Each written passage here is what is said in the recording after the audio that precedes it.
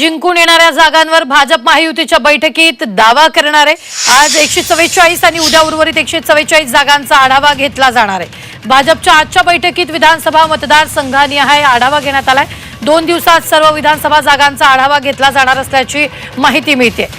तर या जागांपैकी कुठल्या जागांवर उमेदवार सक्षम आहे याची माहिती घेतली जाणार आहे। या संदर्भात ताजे अपडेट देत आहेत आपला प्रतिनिधी सीमा काय या बैठकी संदर्भातले ताजे अपडेट आहेत? तब्बल 2 तासांपासून भाजपच्या कोर कमिटीची बैठक प्रदेश कार्यालयामध्ये मुंबईमध्ये सुरू आहे। या बैठकीमध्ये महत्त्वाचे नेते जे आहेत ते उपस्थित आहेत।